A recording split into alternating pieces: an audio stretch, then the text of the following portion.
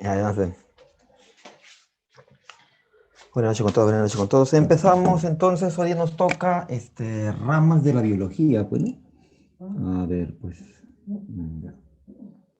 ramas. Ramas de la biología. Ya. Bueno, las ramas de la biología pueden ser estudiadas de diferentes formas. Por eso que la encuentras de diferentes tipos, e incluso hay libros en que tienen todos los tipos, ¿no? De cómo se pueden clasificar las ramas de la biología, ¿no? Nosotros vamos a verlos desde el punto de vista más común en un examen, pues, ¿no? Porque a veces hay cosas muy redundantes, ya, pues. A veces hay exceso de información, pues ¿y para qué? Son cosas que nunca van a venir en un examen, nunca han venido, o si han venido, están como texto, no están como respuesta, ¿no? Ya, siempre hay algo que se puede encontrar en la pregunta, ¿no? ¿Ok? A veces ahondar mucho tampoco es bueno. Mucha información, se te puede escapar algo, ¿sí? ¿Ya? Mejor es lo preciso, nada más. A ver, entonces, ramas de la biología. Las ramas de la biología se pueden estudiar agrupadas en ciencias. ¿Qué ciencias? Primer grupo de ciencias. Bueno, el primer grupo de ciencias son las ciencias biostáticas. ¿Qué significa estático? Ciencias biostáticas. ¿Qué significa estático? Sin moverse. Sin moverse, muy Queda bien. quieto. Claro, sin movimiento, se queda quieto, ¿no? Ya. Las ciencias biostáticas son aquellas que estudian a los seres vivos sin considerar sus movimientos. Sin considerar sus movimientos. Entonces, ciencias biostáticas. O sea, no es necesario incluso que esté vivo, ¿no? ¿Cómo que puede ser de un cadáver, ¿no? Pero tiene que estudiar a un ser vivo, ¿no? En este caso, un cadáver de un ser vivo. Las ciencias biostáticas son, por ejemplo, a ver, ya. Entonces vamos a ver acá, ¿ya? Ciencias biostáticas. Estudian a los seres vivos sin considerar sus movimientos. Ya. Estudian a los seres vivos sin considerar su movimiento. Ya. Sin considerar su movimiento. Listo. Ya. A ver. Muy bien. Sigamos. Y son. ¿Cuáles son estas ramas? Y son. Ya. Aquí puedes grabarte el match. Con el match te acuerdas las ramas o las ciencias biostáticas, ¿verdad? Match, así. Match. Listo. Entonces, con el match puedes recordar todas las ciencias biostáticas. ¿Qué cosa es el match? Match. Ahí veamos. 1.1. La M de morfología. Morfología. Listo. Morfología. ¿Ya? M, morfología. ¿Qué significa morfo? For, Forma. movimiento. Morfo significa Forma. forma. Forma, ¿ya? ¿Qué significará amorfo? Sin forma. O sin Significa forma. porque A significa sin y morfo forma, ¿no? La ameba es un ser amorfo, o sea, sin forma. Cuando tu pareja te diga, oye, a ver, dime algo con amor, dile amorfo, ¿ya? Listo. Entonces, morfología es la rama de la biología que estudia la forma. Estudia la forma de los organismos, ya que morfo es forma. La forma de los organismos. Ya. Ejemplo, el corazón tiene la forma de un puño invertido, ¿no? Un cono invertido también se le dice, ¿no? Los riñones tienen forma de payar, payariforme se le dice, bueno. Ya. El paramecio tiene forma de suela de zapato o suela de zapatilla. La morfología estudia eso, la forma que presente un organismo. ¿Ok? Listo.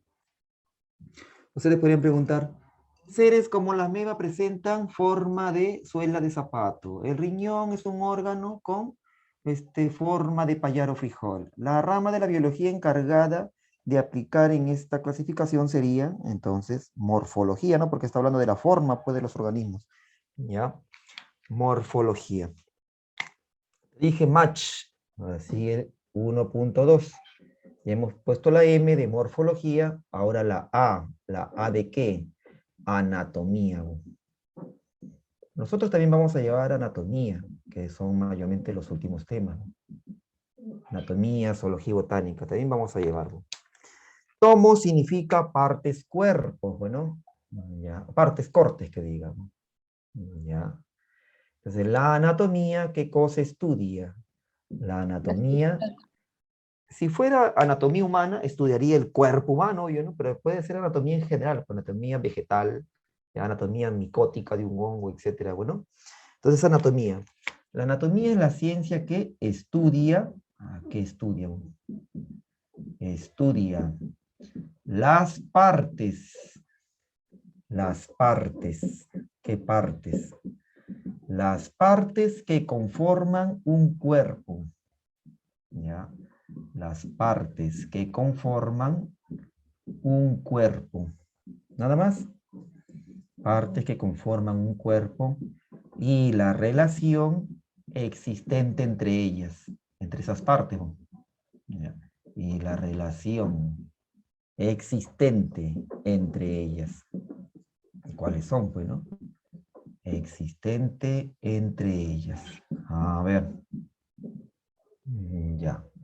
Ejemplo. A ver, un ejemplo. Ya. Si fuera anatomía humana, ¿cómo te enseñan anatomía humana? Parte por parte, ¿no? ¿Qué parte? Sistema por sistema, porque antes algunos le decían aparatos, ¿no? Sistema digestivo, sistema respiratorio, sistema cardiovascular, todos los sistemas te van a enseñar parte por parte. ¿Ya? Sistema óseo, ¿qué cosa está formado? El sistema óseo está formado por huesos, bueno, Huesos. huesos, claro, huesos. Ya, listo. Entonces, sistema óseo formado por huesos. Te pongo acá, ya. A ver, un hueso. Ujú. Listo. Por acá, otro hueso. Ya. Y los huesos están relacionados con otros órganos. Los huesos forman, junto con los músculos, el aparato llamado aparato locomotor. ¿Ya? Aparato locomotor. Ahí sí se le puede considerar aparato, el aparato locomotor. ¿De qué está hecho el aparato locomotor? Del sistema óseo y el sistema muscular. O sea, se unen huesos y músculos. Hay relación entre huesos y huesos y también hay relación entre huesos y músculo. Por eso dice, estudia las partes que conforman un cuerpo y la relación existente entre ellos. ¿Ya? Entonces, tiene que haber relación entre hueso con músculo porque juntos forman el sistema o el aparato locomotor. Y entre hueso con hueso. ¿Profe qué habla? Aquí vamos a ver. ¿Ya? Entre hueso y hueso hay una estructura que las comunica o que las relaciona. ¿Cómo se llama esa estructura que comunica hueso con hueso? Se llama ligamento. Entonces, todos tenemos ligamentos. ¿Para qué son los ligamentos? Para unir dos huesos. ¿Ya? Ligamentos. Une a los dos huesos. Pero también tenemos otra estructura que se va a encargar de unir hueso con músculo. ¿Quién une al hueso con músculo? Los tendones. ¿Ya? Tendones. Tendón. Ya está. Tendones. Muy bien, entonces eso estudia la anatomía. Las partes que forman un cuerpo y la relación existente entre ellos, por ejemplo. ¿Ya? Eso estudia la anatomía. Te decía que las ciencias biostáticas son el match. Ya vamos, M de morfología. Está la A de anatomía. Y dice match. Me falta la C entonces. Bueno, veamos pues aquí. La C es de citología. Citología. Ya. Todo el mundo sabe qué significa el término cito. ¿Qué significa cito? Célula. Célula. Célula. Bueno, entonces, la citología es la rama de la biología que va a estudiar a la célula. Claro que en algunos libros va a poner Estudia la estructura, origen y función de las células. Bueno, cito es célula, estudia la célula y todo lo que corresponde a ella. ¿Ya? Entonces, citología es la ciencia que estudia a la célula. A la célula. Listo. Ejemplo, a ver un ejemplo. Ya. Ejemplo, a ver qué ejemplo te pongo. A ver, si sacamos ¿qué te pongo? Un músculo ya, un músculo, que ya hemos visto aquí, ¿no? Músculo. ¿Cómo se llaman las células que forman a los músculos? Miocitos. Muy bien, hija. Claro. Los músculos son órganos que presentan tejido muscular, obvio. Y ese tejido muscular está formado por células llamadas miocitos, ¿no? Miocitos, muy bien. Los miocitos. Y algunos dicen fibras musculares, ¿no? Muy bien. Miocito. Un miocito es una célula muscular, que generalmente es alargada, pues, ¿no? En la mayoría de casos. Miocito. Mio significa músculo, cito célula. Entonces, célula de los músculos o célula muscular, ¿ya? Célula de los músculos o del tejido muscular. Ya está. Miocito. Ya. ¿Dónde estará un osteocito? ¿En qué tejido habrá osteocitos? Los huesos. Huesos. En los huesos. ¿En qué tejido habrá condrocitos o condriocitos? Con no mito la célula. No. Sangre. En los cartílagos, Ya. como lo que tienes en la nariz. Ujú. Y en las articulaciones también ahí cerca hay cartílago, ¿ya? En la fina de los huesos largos, ¿no? Cartílago, condriocitos. ¿Qué será adipocito? Creo que tiene que ver con la grasa. Claro, es una célula adiposa, una célula grasosa, una célula del tejido adiposo. Muy bien, muy bien. Entonces, si tiene el prefijo cito, ya saben qué célula. ¿No? Hepatocito. El hígado. El hígado, muy bien, porque hepa o hepato significa hígado. Entonces, todo eso estudia la citología. ¿Qué cosa es un hepatocito? Forma parte del hígado y se encarga de la detoxificación celular, limpiar el cuerpo de drogas y alcohol. ¿Qué hace un miocito? Forma parte del tejido muscular y su función es bueno, y aunque no nos interesa la función aquí, porque estamos, ¿qué cosa es nada más, no? Citología, célula muscular. Listo. Su función es contracción, ya, pero igual también se sabe.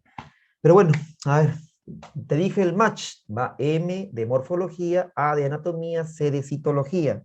La última ciencia biostática es la histología. ¿Qué significa el prefijo histo? Histo. Tejidos. Tejido, muy bien. Si a tu paciente o tú como paciente necesitas que te saquen una muestra histológica del hígado, ¿eso qué cosa es? Te van a sacar un pedazo de tejido de tu hígado. ¿Ya? El hígado es un órgano, ¿sí? Si le sacan un pedazo, están sacando tejido del hígado. ¿Ya? Entonces, muestra histológica se le llama. Histo es tejido. ¿Ya? A veces para analizar el pulmón también necesitamos una muestra histológica, ¿no? Tiene que sacarse un pedazo de tejido del pulmón, por ejemplo, ¿ya? Muestra histológica del útero, etcétera. Ya. Es dependiendo también el daño que sufre el paciente, ¿no? No siempre se pide muestras histológicas, ¿no? Puede ser depende para detectar fibromas tumorales, etcétera. ¿No? Histología, como dice su compañera, el término histo significa tejido. ¿Ya? Histo significa tejido, cito significa célula, tomo significa partes, morfo significa forma. ¿Ya? Entonces, histología es la ciencia que estudia a los tejidos. A los tejidos. ¿Y qué es un tejido? ¿Qué es un tejido? Conjunto de células. Un conjunto de células. Estudia los tejidos o al conjunto de células. Ya. Esto viene en el San Marco 2013, creo, ¿no? El conjunto o agrupación de células que cumplen la misma función recibe el nombre de tejido. ¿Ya? Estudia los tejidos o al conjunto de células. Un conjunto de células forma tejido, bueno. Ya, listo. Entonces diría, pues, María está estudiando el conjunto de células que forma al tejido muscular. La rama de la biología encargada de este estudio es, si está estudiando al conjunto de células, eso es tejido, ¿sí? Y ahí aparte dice que forma el tejido. Entonces, histología tendría que ser, bueno, histotejido. Ya, siguiente. Esas son las 4 ciencias biostáticas. El match, te dije, bueno, morfología, anatomía, citología, histología. El match. Ya. Hay otras ciencias biostáticas, bueno, son las 4. Otras ramas de la biología, aparte de las ciencias biostáticas, también están las ciencias, veamos. Ciencias, ¿qué ciencias? Biodinámicas. Ciencias biodinámicas. ¿Qué significa dinámico? Movimiento. En movimiento, pues hija, muy bien. Ciencias biodinámicas. ¿Ya? Las ciencias biostáticas estudiaban a los seres vivos sin considerar su movimiento. Entonces, las ciencias biostáticas estudian a los seres vivos considerando sus movimientos. Bueno, considerando sus movimientos. Ya. Listo. Ya, pues. Estudian a los seres vivos. Estudian a los seres vivos. Ya, considerando sus movimientos. O sea, tienen que estar vivos porque solamente un ser vivo se mueve, ¿no? Considerando sus movimientos. Ya. Considerando sus movimientos. ¿Y cuáles son estas ciencias biostáticas?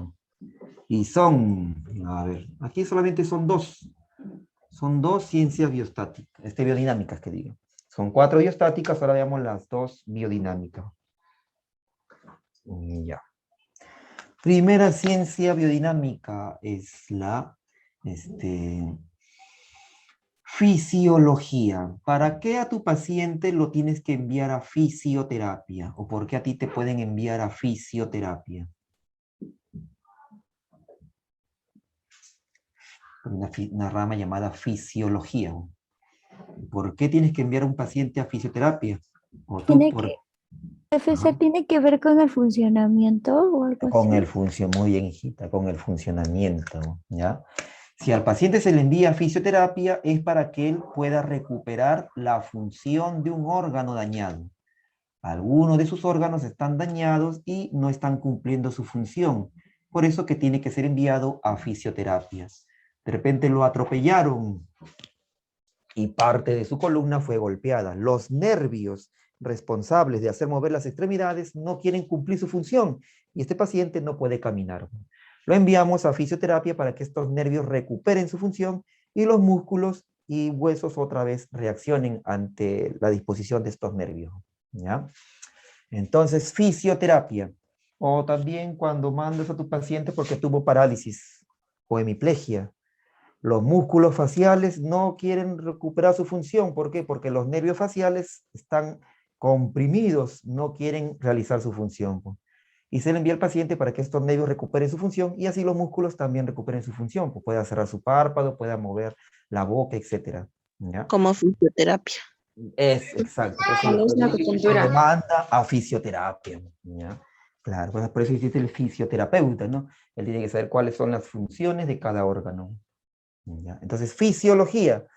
¿Por qué? Porque lo que dice fisio es función. Pues. Fisio significa función, como dijo su compañera. Entonces, fisiología. Estudia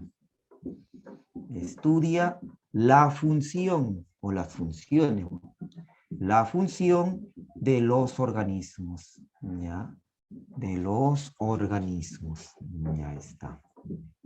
Función del corazón, bombear la sangre a todo el cuerpo y a los pulmones. ¿Ya? Función de la sangre, transportar oxígeno, CO2 y nutrientes, ¿no? Ya. Función del riñón, Estabilizar el equilibrio ácido-base de la sangre. ¿Qué más? Quitarle el exceso de agua y desechos a la sangre. ¿Para qué? Para formar la orina, ¿no? Y así, eso estudia la fisiología, entonces, las funciones de los organismos. Entonces, lo importante aquí es función. Fisio significa función. Ya. Otra ciencia biodinámica, aparte de la fisiología, es la biofísica. Biofísica. Cuando ustedes llevan el curso de física elemental, ya, para resolver los ejercicios que deben de considerar.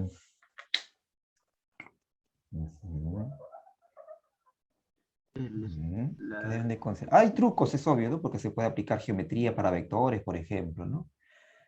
Trigonometría también se puede aplicar, bueno, que parte de geometría, ¿no? Para resolver algunos ejercicios de física. Pero, ¿qué se debe considerar de la forma tradicional o común? Pues, ¿no? Se debe considerar las leyes, ¿ya?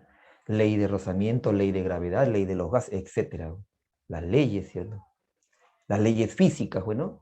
Aquí se deben considerar las leyes físicas, pero las cuales pasa un organismo vivo, ¿ya? Hay algunas leyes de las cuales los organismos vivos pueden pasar. ¿Como cuáles? A ver. Entonces, la biofísica estudia las leyes, ¿ya? Estudia las leyes, pero ¿qué leyes? Las leyes que rigen. ¿Qué cosas rigen? Que rigen los procesos vitales en el organismo vivo, ¿ya? Rigen los procesos vitales en el organismo vivo. Listo.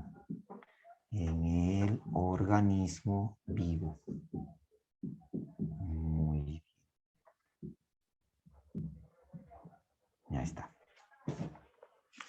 Ni el mejor buceador del planeta podría tocar el fondo marino, ¿no? Por una ley física. Cuando una persona se mete a más de 1000 metros bajo el mar, no puede soportar, ¿sí o no? Peor, porque hay fondos marinos donde el hombre no ha llegado aún, ¿sí? Ya que se conoce solamente, creo, la quinta parte de todo el mar. El resto aún no se ha investigado a fondo, ¿ya? ¿Por qué? Porque todo está oscuro. Y aparte, entonces, ¿por qué un hombre no puede llegar al fondo marino? Supongamos que llega a 3000 metros bajo el mar. La presión. Por la presión. La intensidad. Por la La presión. tensión.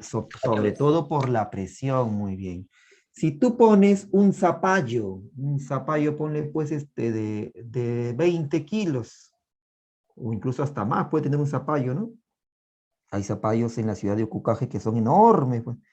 Son zapallos de 30 kilos, ya bueno. Si pones un zapallo de 20 kilos, zapallo entero, encima de una hormiga, ¿qué va a pasar? La va a aplastar. Chancas. La Se va a muere. Claro, pues la va a aplastar, va a morir la pobre hormiga, ¿no?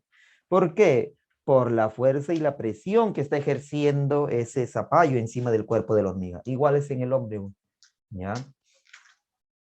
Es como tener encima más de 1.000.000 de litros de agua a tal profundidad. Y por la presión el cuerpo comienza. Es como si tú estrujaras una lata de gaseosa o cerveza, esas latitas en que vienen, a veces la estrujan con las manos. Así estarían tus huesos, todos estrujados, tus ojos, tu cabeza podía estallar, tus ojos se desorbitan, etcétera, ¿ya? Por la presión. Ya bueno, entonces eso estudia la biofísica. Otras ciencias, a ver, otras ciencias. Te dije que solamente son dos, biodinámicas. Ahora también existen ciencias bioquímicas. Ciencias bioquímicas. Ya. ¿Qué hacen las ciencias bioquímicas o cuáles son? Ya.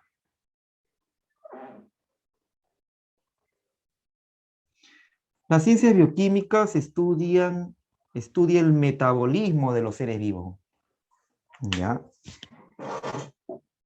Prácticamente el metabolismo. ¿Qué es el metabolismo? El conjunto de reacciones químicas, ¿no? Pero bueno, eso va dentro de una ciencia bioquímica todavía. ¿Cuáles son estas ciencias bioquímicas? Estudian a los seres vivos y su relación con la química, obvio, ¿no? Estos son, a ver, ciencias bioquímicas. primera ciencia bioquímica es la estequiología. Estequiología. Ya, estequiología. Ujú. ¿Qué significa el término estequio? Átomo. Muy bien, hija. Estequio significa átomo o elemento químico. Por eso que en química también llevan ustedes un tema llamado estequiometría, ¿no? En biología se enseña estequiología. Entonces, recordar que estequio significa átomo o elemento químico. O sea, la estequiología es la ciencia que estudia, ¿qué cosa estudia? Los átomos o elementos químicos. Estudia los átomos o elementos químicos. Ya. Átomos o elementos químicos que forman parte de un cuerpo vivo. Ya. Átomos o elementos químicos que forman parte de un cuerpo vivo. ¿Y cuáles son ellos? Bueno, que forman parte ya, de un cuerpo vivo o de un organismo. Forman parte del organismo vivo. Ya, listo. A ver, del organismo vivo. Y los elementos que están en un cuerpo vivo son llamados bioelementos o bioelementos. ¿Qué son los bioelementos? Los elementos que forman parte de un cuerpo vivo. Más breve es así, pues. Bioelementos. ¿Ya? En química le dicen elementos organógenos, pero eso es para química, ¿no? En biología se le llama bioelementos, ¿ya? A los elementos químicos que forman parte de un cuerpo vivo. ¿Y cuáles son estos bioelementos? En tu cuerpo existe carbono, hidrógeno, oxígeno, nitrógeno, fósforo, azufre, calcio, sodio, potasio, yodo, litio, etc. Obvio que no tienes toda la tabla periódica, ¿ya? Son cerca de 80 elementos químicos que existen en el cuerpo de un organismo vivo, o sea, en bacteria, animal, planta, hongo. ¿Ya? Solamente son cerca de 80, o alrededor de 80 en promedio. Entonces, eso estudia la estequiología, a los bioelementos. Ya, muy bien. Eso de términos de biogenésicos es más para la clase de química, hija, ahí sí. Bio, vida, génesis, creación, los elementos que están formando o creando una vida. ¿Ya? Con terminología también puedes deducirlo. Ya, siguiente, a ver, 3.2. Otra ciencia bioquímica, a ver, ya listo. Otra ciencia bioquímica es la biodinamoquímica. Biodinamoquímica. ¿Y qué estudia esta biodinamoquímica? Ya. Bien, pues, biodinamoquímica. Esta es la que estudia el metabolismo. Ya. Y la biodinamoquímica es una ciencia bioquímica. Por eso dice, la ciencia que estudia el metabolismo es la bioquímica. ¿Ya? La bioquímica. O sea, la bioquímica ahí está, estudia a los elementos, a las moléculas, etc. Eso estudia la bioquímica. Ya. Biodinamoquímica estudia. Ya. Las reacciones químicas.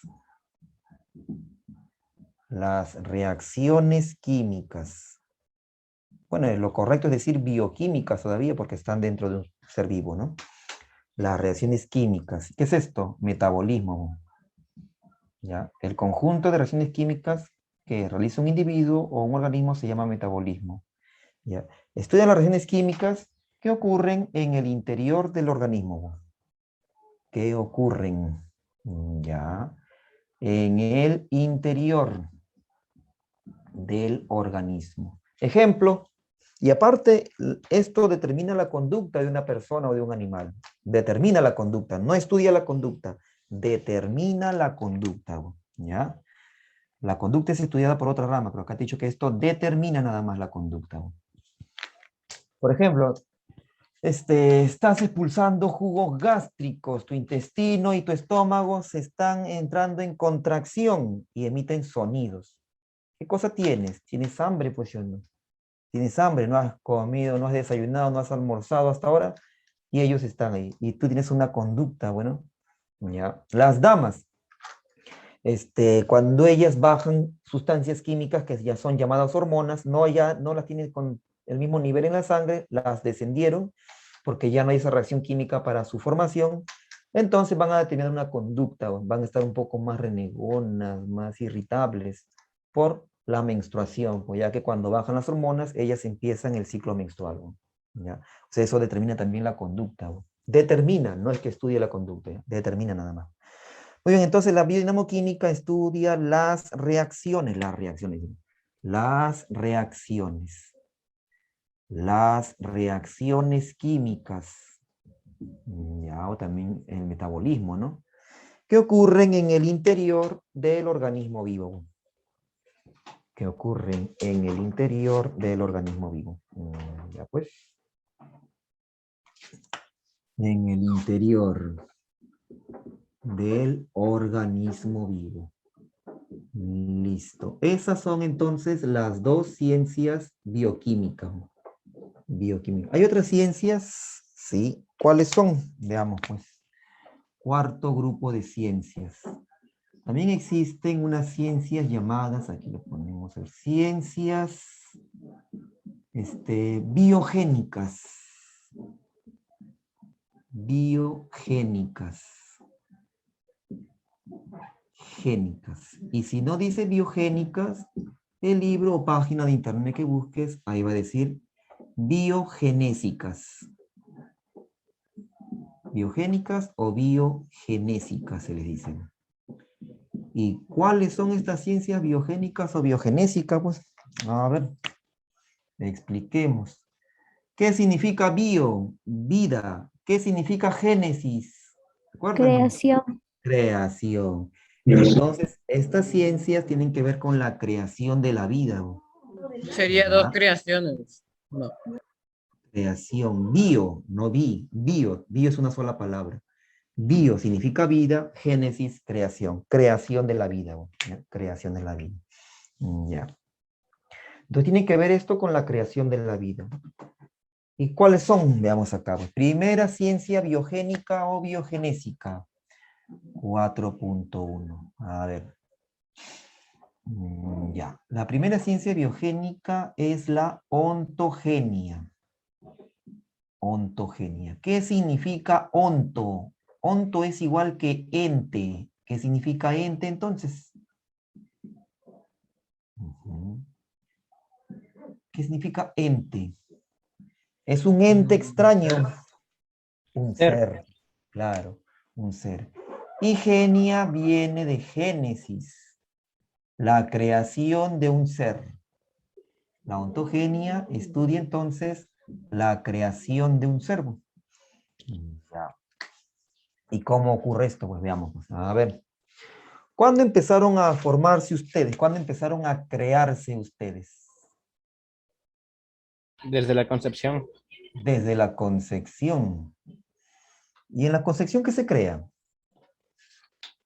O sea, a partir de la concepción, ustedes han tenido vida. Porque ustedes ahorita son jóvenes o son adultos, antes fueron niños, antes fueron bebés o neonatos recién nacidos, antes fueron feto, antes fueron embrión, pero en un principio todos que han sido... ¿Cigotos? Cigotos. Cigoto ha sido tu compañera. Cigoto también ha sido tu compañero, dice. Sí, entonces todos han sido un cigoto en un principio. ¿Sí, no? No. No, entonces ¿qué ha sido si no ha sido un cigoto? Soy Ah, él ha sido un espermatozoide, dice. Ya. de. Si tú hubieras sido un espermatozoide... Un embrión, un embrión. Antes de embrión, dije, antes de embrión. ¿Qué han sido Un todos? esperma. Un esperma también ha sido su compañero. Ya, listo. Si sus dos compañeros que han dicho espermatozoides hubieran sido espermatozoides, hubieran estado colgando en los testículos de sus padres, ¿no? Porque los espermatozoides se crean ahí en los testículos y pasan varios días para luego salir eyaculados, ¿no? Ya. Entonces, pues, no pueden haber sido espermatozoides. ¿Por qué, profe?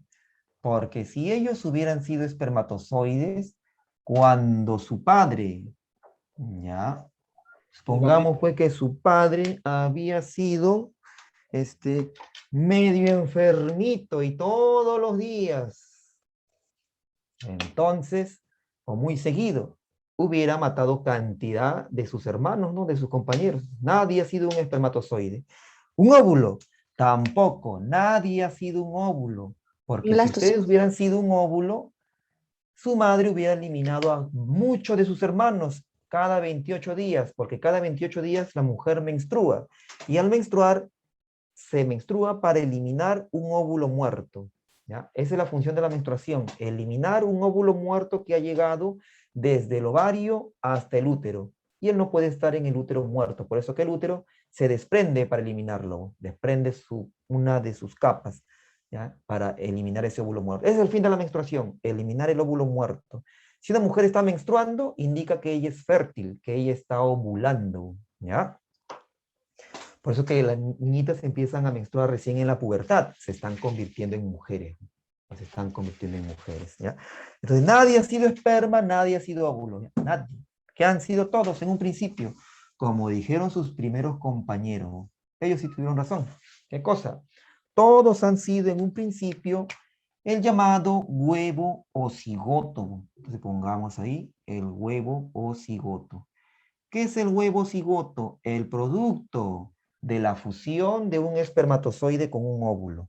Entonces él se llama huevo o cigoto. Algunos le dicen cigote, también es válido ese término. Ese cigote se forma en el primer tercio de trompa uterina o trompa de falopio que te dicen a ti en el colegio. Ese cigote mínimo tiene que pasar 30 horas. 30 horas entonces pasa ese cigoto o cigote. 30 horas. ¿Para qué tiene que pasar 30 horas? Para que él empiece a dividirse en 2 células internas. Y ahí está. Ahora hay 2 células internas dentro de ese cigoto. Profe, ¿pero ha crecido en tamaño? Sí. Pero las células son más pequeñas por dentro, así es. El cigote se divide en 2 células pequeñas, pero dentro de una grande. ¿Ya? Cada una de esas células se llaman blastómeros. ¿Cuándo aparecieron los primeros blastómeros? Después de 30 horas que el cigote ha sido formado. ¿Y cuándo se formó el cigote? Puede ser hasta 3 días después del acto sexual. Hasta 3 días. Puede ser el día y medio o 2 días. Hasta 3 días se puede demorar ¿ya? En aparecer el cigote. Hasta 3 días después del acto sexual. O sea, hasta 72 horas después del acto sexual. Por eso que las parejas que usan o mal usan la llamada pastilla del día siguiente o levonorgestrel, bien claro dice ahí en su caja, o debe de decir, usar antes de las 72 horas después del último acto sexual o coito. ¿Ya? Porque hasta 72 horas dura el espermatozoide dentro de la mujer buscando al óvulo y cuando lo encuentre forma el cigote. ¿Ya? Pasan 30 horas después y el cigote se divide en dos células internas. Luego siguen pasando las horas y el cigote, ¿ya? ¿Qué va a hacer? Sigue dividiéndose. De 2, ahora cada uno en 2 más. O sea, esos blastómeros ahora van a estar en número de 4. Van a haber 4 blastómeros. De esos 4, cada uno en 2 más, 8 blastómeros. De esos 8, cada uno en 2 más, 16 blastómeros. Y después de 3 o 4 días en que el cigote ha sido formado, el cigote tiene 16 a 32 blastómeros. Y ese cigote va a cambiar de nombre. ¿Ya? El cigote cambia de nombre cuando ya tiene 16 o 32 divisiones llamadas blastómero dentro del óvulo, ¿no? ¿Cómo se le va a llamar ahora el cigoto? Al cigoto ahora se le tiene que llamar mórula. ¿Por qué le pusieron mórula? Por el aspecto de una mora que él tiene. Mórula. Entonces, después de cigote, ¿cómo se llama? Ya sabes, se llama mórula. ¿Cuánto se demoró en aparecer esa mórula? 3 días, te dije. Pasó 30 horas para que se divida, pero cuando apareció el cigote, 3 días para que se forme la mórula. ¿Ya? 3 días. ¿Ok? Entonces, desde cigote hasta mórula han pasado 3 días. 3 días. Ya. Muy bien. Desde cigote hasta mórula, ya sabes. Ha pasado en tiempo 3 días para la aparición de una mórula. Algunos dicen 3 a 4 días, que es cierto, puede ser válido también ese concepto. 3 a 4 días. Ya, 3 a 4 días. Listo. Entonces, no es que después de 30 horas, 3 días después, no. Ni bien se forma el cigote, 30 horas se divide, pero igual se sigue contando. El cigote pasa 3 o 4 días para recién llegar a mórula. ¿Ya? Listo. Y después de mórula todavía sigue en la trompa porque está más pesado. Su viaje se hace más lento, ya que se vuelve más pesado. Y sigue en la trompa uterina o trompa de falopio. Y esa mórula pasa un día después.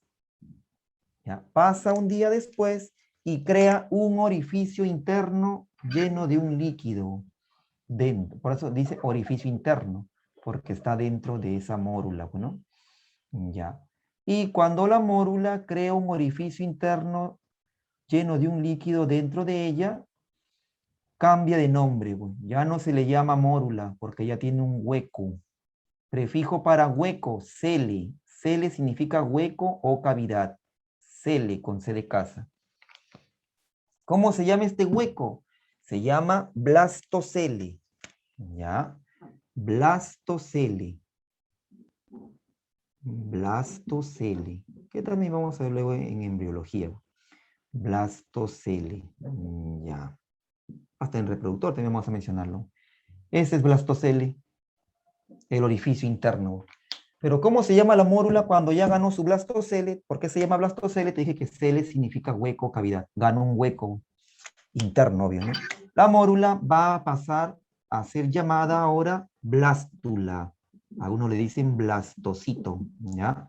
Blástula o blastocito. Listo.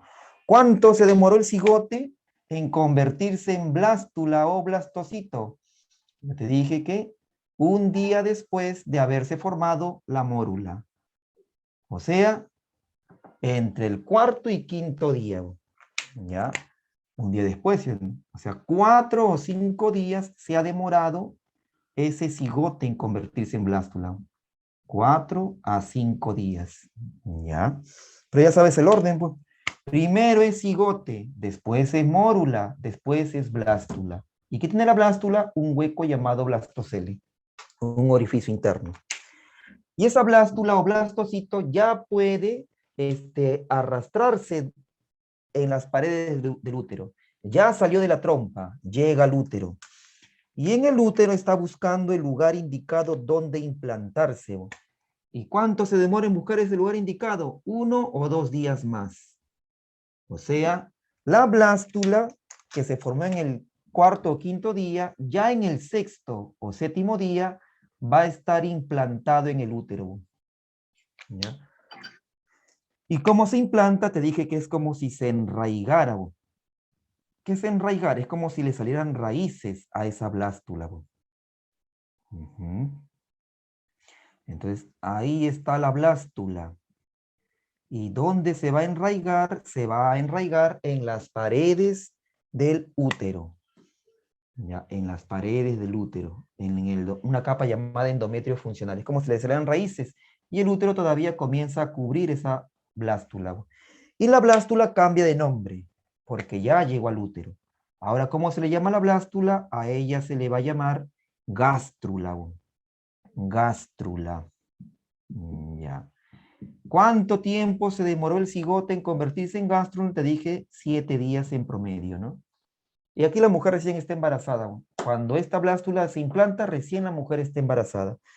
O sea, la mujer mínimo 6 a 7 días para quedar embarazada, ¿no? Una cosa es estar fecundada, la dama, y otra cosa es estar embarazada. Todo esto está en la trompa, y él ya está en el útero. Y se ha demorado entre 6 a 7 días para hacer eso. ¿Ya? Muy bien.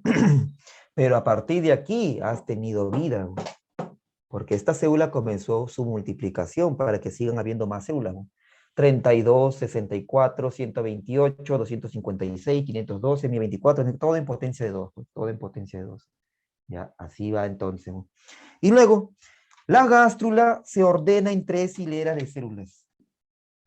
La que está por dentro se llama endodermo, la que está por fuera se llama ectodermo, y la que está en medio se llama mesodermo. Entonces, ¿qué habla? Eso también te voy a enseñar luego en otro tema. Te lo estoy mencionando nada más. Lo que no te anoto es porque todavía no es muy importante en el tema actual. ¿Ya? Listo. Y tiene un hueco, también tiene un hueco la gástrula, este orificio, este hueco. A ese hueco se le conoce como arquenterón. Entonces, ¿dónde está el arquenterón? Está dentro de la gástrula. Arquenterón. ¿Ya? Arquenterón. En la blástula, ¿cómo se llamaba su hueco? Blastocele. En la gástrula, ¿cómo se llama su hueco? Te dije, se llama arquenterón. Acá te lo pondré. Arquenterón. Listo. Arquenterón. Ya, es el hueco interno que tiene la gástrula. Ya. Y te dije que hay células llamadas células germinativas porque van a germinar, se van a multiplicar por miles o millones. Y el conjunto de células tú dijiste que se llama tejido.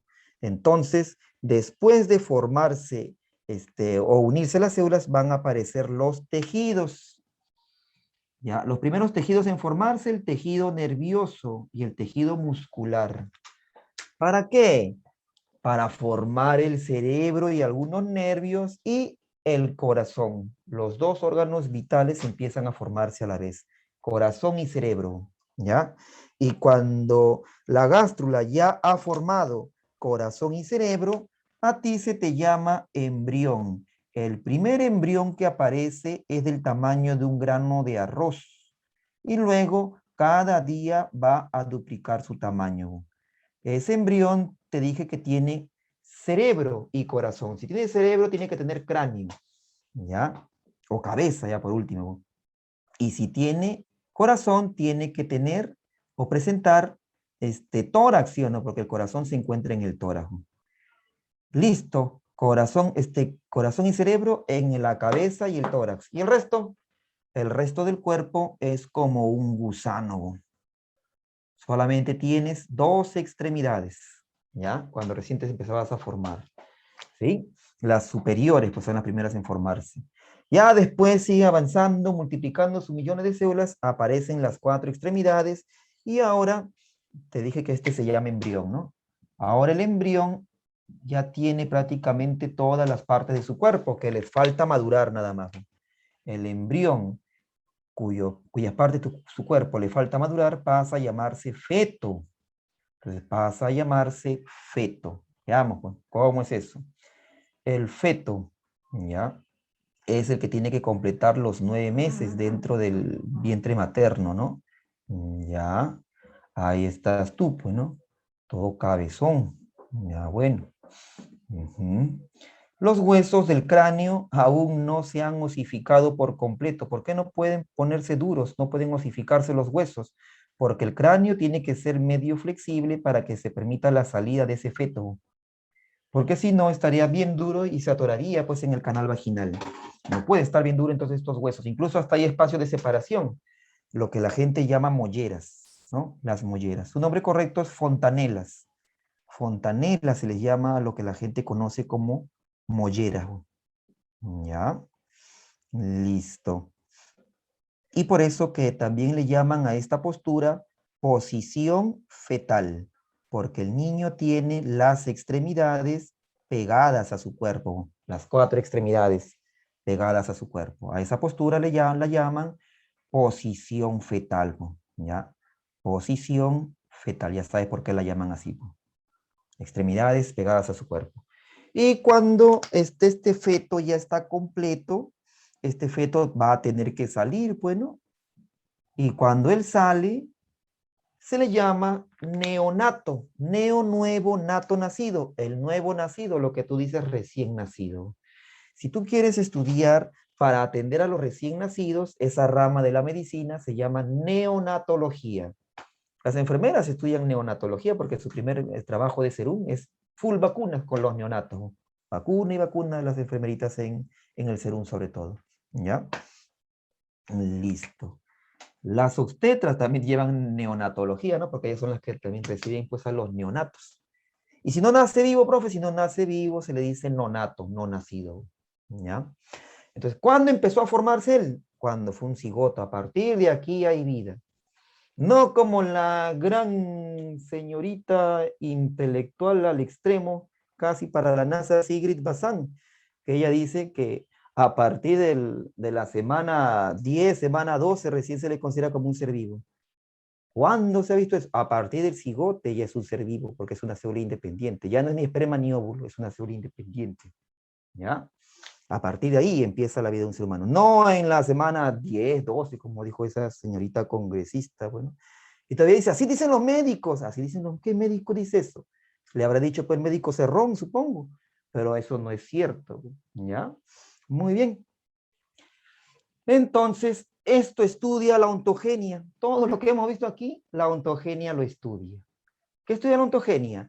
Todos los procesos que ocurren desde la formación del huevo cigoto hasta la formación de un individuo completo, porque ese ya está completo, listo para salir, ¿sí o no? Eso estudia la ontogenia. Entonces, ontogenia. A ver, estudia todos los procesos. Me he tomado el tiempo para explicarte ya todos esos procesos. Todos los procesos, porque todavía no correspondería, ¿no? Porque igual vamos a llevar sistema reproductor, y parte de ello también vamos a hablar. Todos los procesos que ocurren desde la formación, porque desde ahí empieza la vida de una persona, ¿ya?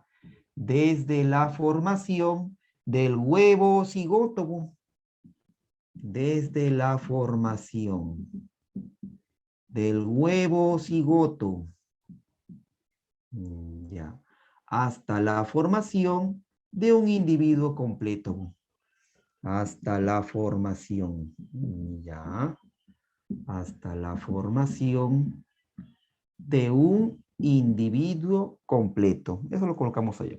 Ya. Eso estudia entonces la ontogenia.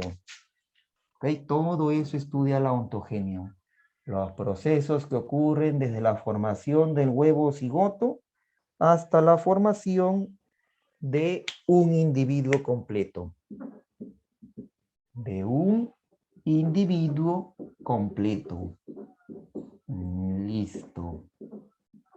Ya. De un individuo completo. Solo que para postular, solo para postular, ¿eh? La ontogenia en los libros de CEPRES y de academias lo toman como sinónimo de embriología y no es lo mismo, ¿ya? No es lo mismo, ¿ok?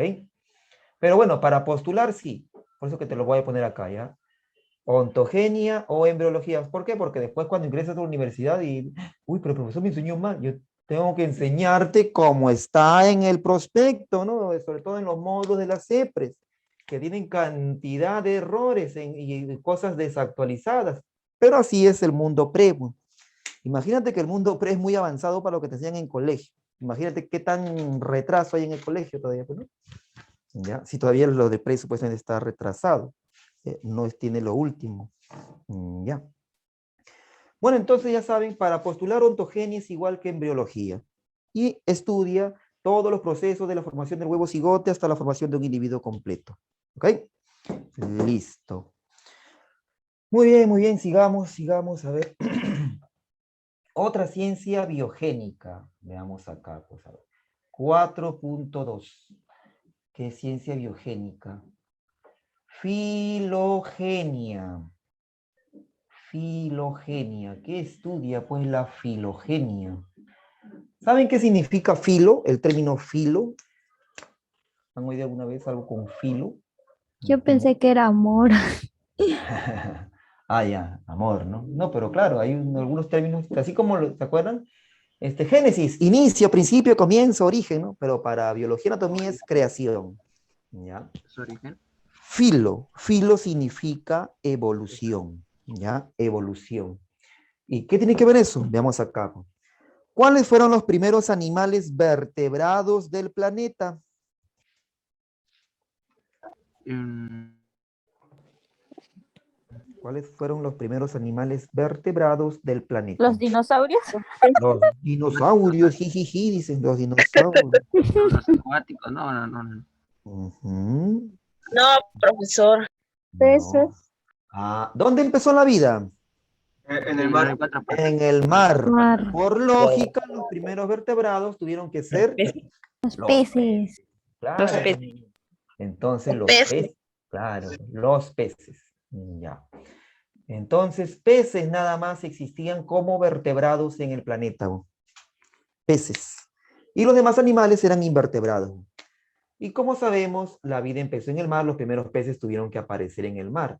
Y ninguno de estos peces tenía hueso. Toditos tenían cartílago, nada más. Así como el tiburón, no tiene ni un solo hueso, tiene cartílago. Por eso es que hay tiburones longevos que tienen cantidad de años, ¿no? Y también se ha encontrado un megalodón, que es un tiburón prehistórico, ¿sí o no? ¿Ya? Un tiburón no tiene hueso, tiene cartílago, te decía, ¿no?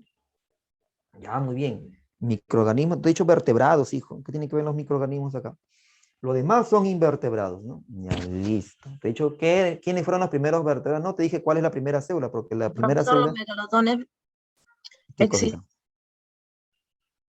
¿Qué dices? ¿Los megalodones qué? Existen. En teoría sí. porque Supongo que eran quieres preguntar si los megalodones existieron. Y si no puedes restos. completar, escríbelo aunque sea. Esa es tu pregunta. Si existieron megalodones. ¿Sí, no? ¿O qué quieres preguntar? Sí, ya, listo. Profesor, Pues sí, sí existieron. ¿Por qué? Porque la única mandíbula completa de megalodón se encuentra en el Perú todavía. ¿Mm? Ni siquiera eso saben, ¿no? La única mandíbula, ¿Mica? la mandíbula inferior, la única mandíbula completa de megalodón se encuentra en el Perú. ¿Ya? Listo. profesor, una Claro. pregunta. Sí, dime qué pasó, muchacho. ¿Es cierto que los tiburones son anticancerígenos? Hijo, mucho No, aguaita. ¿no desarrollan cáncer? Ya, en ese aspecto. No es que ellos sean anticancerígenos, porque ¿sabes? Comer tiburón que te va a curar el cáncer o no te va a dar cáncer. No, pues no. Ya. Todos nacemos con células cancerígenas, todos. Pero en algunos casos, hasta el tiburón tiene células cancerígenas, pero las células cancerígenas en ocasiones nunca despiertan, pues. Y los tiburones, ellos han manejado un sistema hormonal para mantener esas células activas, en su gran mayoría de casos inactivas. Por eso que muy pocas veces se ha demostrado que tengan ellos tumores, ¿ya? Toda especie animal nace con células cancerígenas, incluyendo el hombre. Pero no siempre se despiertan, hay células cancerígenas inactivas, ¿no? Todas las personas nacemos con células cancerígenas, por eso que hay un examen llamado marcadores tumorales, para ver si tus células cancerígenas están dormidas o no, ¿ya? O de repente están a punto de despertar. Ahí un marcador tumoral indica ello, ¿ya? Listo. Claro, si formulen bien su pregunta y su compañero. Así es, así. Claro, los tiburones son anticancerígenos. No, o sea, que comer un anticancerígeno es aquel que previene el cáncer, ¿no? Contra el cáncer, ¿no? Y no, pues comer tiburón no te va a ti curar del cáncer, bueno, o prevenir el cáncer tampoco, bueno. ¿Ya? Cualquier carne tiene vitamina B12 y esa a su vez tiene cobalto, y el cobalto es un anticancerígeno. O sea, no solamente carne de pez, bueno, carne de cualquier producto animal tiene vitamina B12 y es el cobalto. Y también sirve como anticancerígeno. No tan potente, cierto, pero sí, hay muchas cosas que son anticancerígenas. Las algas, sobre todo, hay muchas algas que tienen, las algas rojas sobre todo, tienen un potencial anticancerígeno. Una cianobacteria, espirulina, esos sí son anticancerígenos, muy fuertes todavía, ¿ya? Bueno, sigamos. Los peces entonces. Ya, bueno, ya nos hemos desviado del tema, que tiene que ver los tumores con, con la evolución. A ver. Entonces, pues, los peces te decía que fueron los primeros animales vertebrados en el planeta. ¿Ya? No tenían hueso, pero tú sabes que todos los ríos desembocan en el mar. La sobrepoblación de peces, cuando una especie domina ante todas, ocurre algo contradictorio o contraprudencial para su dominio. La sobrepoblación. Lo mismo ha ocurrido con el humano, si no tenemos sobrepoblación mundial, sobre todo en China, ¿no? ¿Ya? Entonces, pues, la sobrepoblación de peces hizo que muchos peces, como el río se comunica con el mar, muchos peces vayan a vivir a las aguas de los ríos. Y para vivir en agua de río, el pez tiene que formar huesos. Así aparecieron los primeros peces con hueso. Y algunos peces iban al río y regresaban al mar, iban al río y regresaban al mar, y así, hasta que ese río se secó y se quedaron a vivir solamente en el mar. Por eso que luego aparecieron peces con hueso en el mar también. ¿Ya? Entonces, ¿por qué? Porque para que funcione bien el corazón se tiene que tener sal. Las sales permiten mucho el funcionamiento del corazón, ¿no?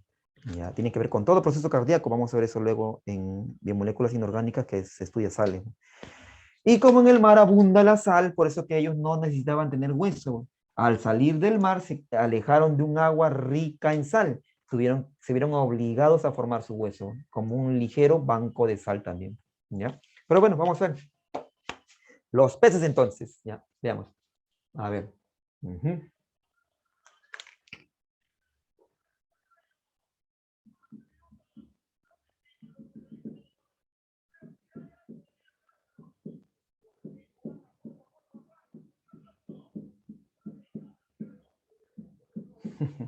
Listo. Bueno, entonces sobrepoblación de peces. Cuando hay sobrepoblación también tiene que aparecer el canibalismo, ¿ya? Los peces más fuertes se comían a los más débiles, etc. Y faltaba alimento, escaseaba el alimento con la sobrepoblación. Así que, porque en la actualidad no existe ni la quinta parte de especie de peces que en alguna vez existió en el planeta, ¿ya? No existe, ya están extintos. A ver, muchos peces tuvieron que sacar segmentos de su cuerpo fuera del agua, así asomarse a la tierra o al suelo. ¿Para qué? En busca de alimento. Ya que no había, pues ya no abastecía el alimento del mar. Así que tenían que sacar segmentos de su cuerpo fuera del agua de río o fuera del agua de mar, ¿no? Y escaseaba el alimento. Y eso que hizo que las crías, los peces hagan mutar los genes en sus huevos para sus crías.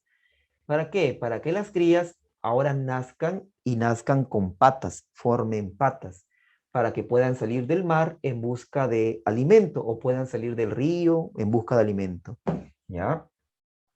Por eso que los peces dieron origen a la aparición de anfibios. ¿Qué significa anfi? Doble, bio, vida, doble vida, porque parte de su vida la pasa en agua y parte de su vida la pasa en tierra.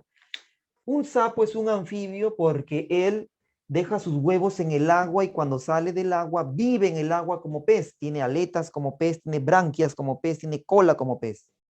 Pero cuando sale del agua, él atrofia y elimina su cola y sus patas y branquias.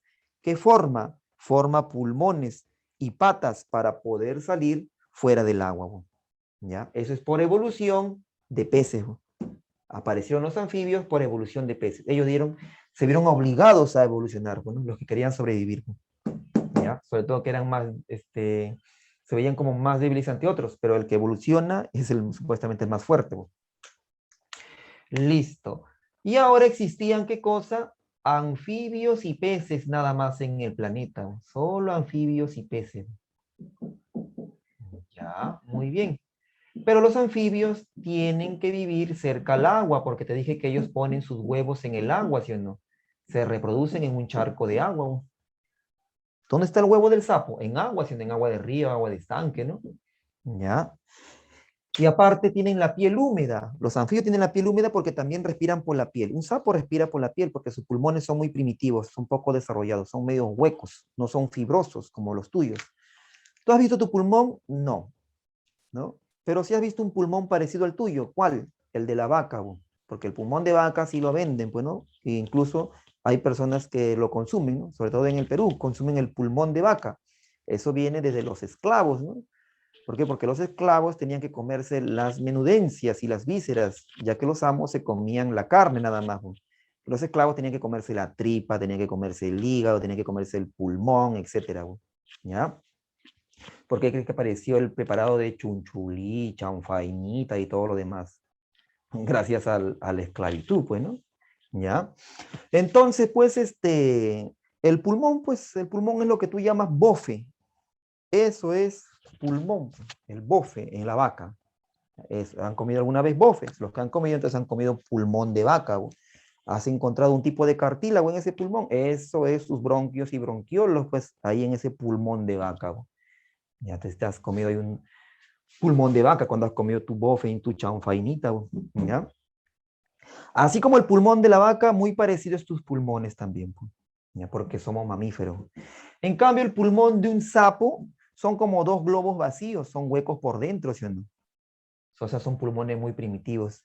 Se les llama sacos pulmonares. O sea, eso vamos a ver. Cada uno de estos animalitos vamos a verlo en tema por tema. Pero ya estoy explicándote cómo aparecieron nada más. ¿Ya? Si no, te lo anotaría. Pero no, te estoy explicando cómo aparecieron nada más. Muy bien, entonces aparecieron los anfibios con pulmones primitivos y por eso que tienen que respirar por la piel. Hasta ahora respiran por la piel. Ya. Y para respirar por la piel, para que un animal respire por la piel, tiene que vivir siempre cerca al agua. Porque tiene que tener la piel húmeda. Muy bien. ¿Qué pasó? Sobrepoblación de anfibios. Y cuando hay sobrepoblación, la especie se ve obligada ¿a qué cosa? Como escasean los recursos, tiene que verse obligada a evolucionar. ¿Ya? Varias especies de anfibios tuvieron que verse obligadas a evolucionar. Porque no todos los peces han evolucionado para crear anfibios, ¿no? Alguna parte de ellos dieron origen a los anfibios.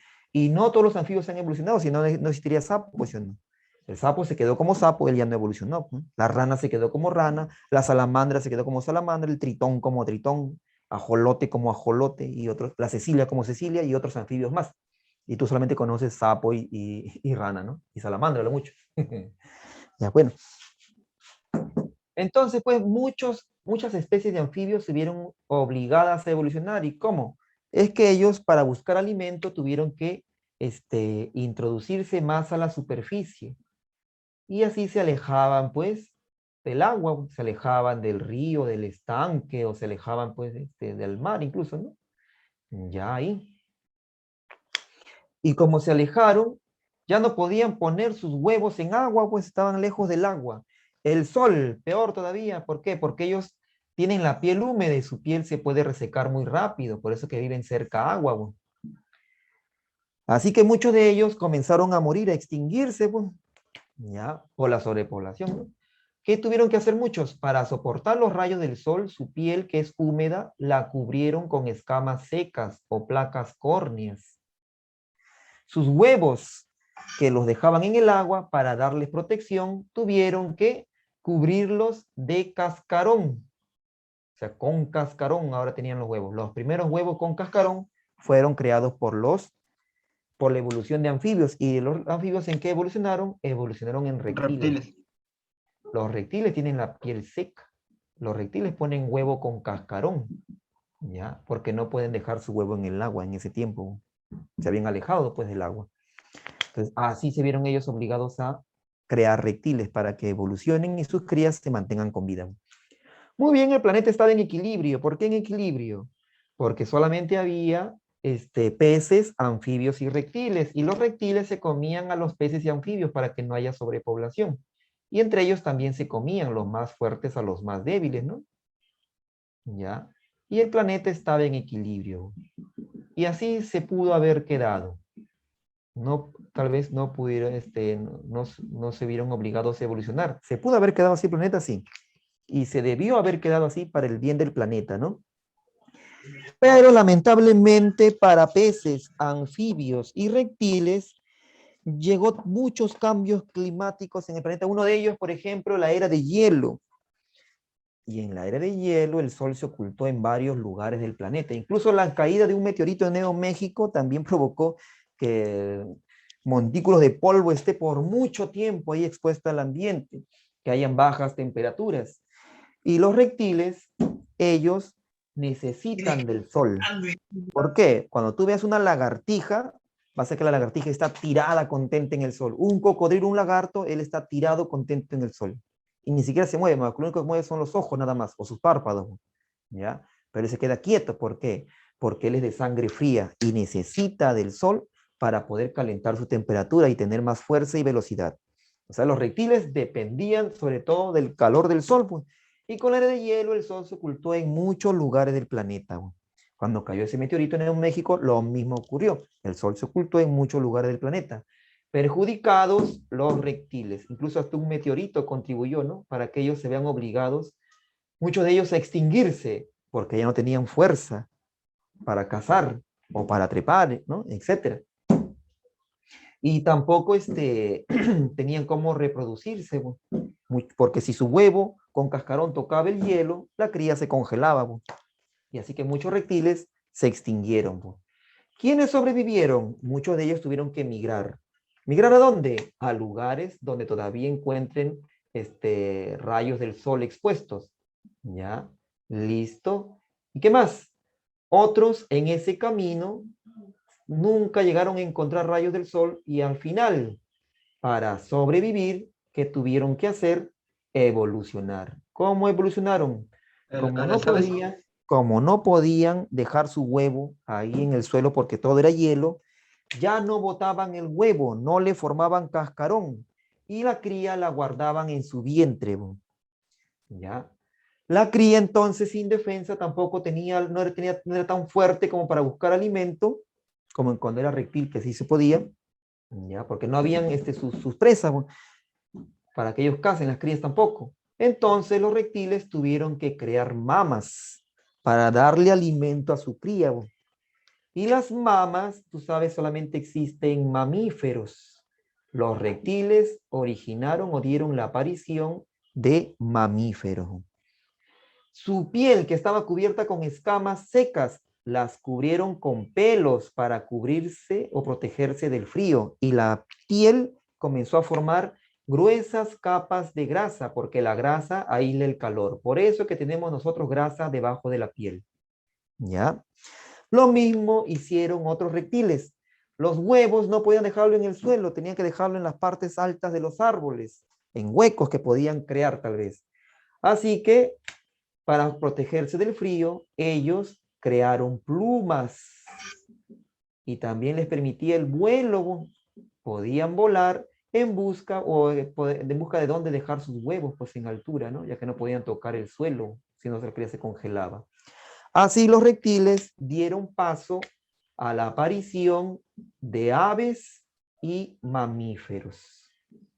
¿Ya? Aves y mamíferos entonces son producto de evolución de reptiles. Son producto de evolución de reptiles. ¿Ya? Muy bien. Entonces, ¿qué tiene que ver esto?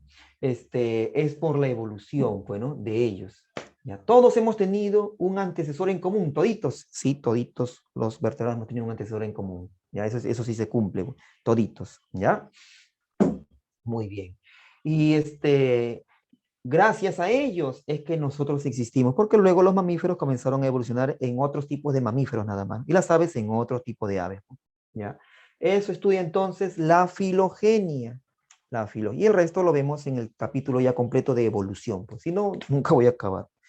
Entonces, filogenia, estudia el origen, ¿ya? Origen y evolución. ¿De qué? De los seres vivos. Origen y evolución de los organismos vivos.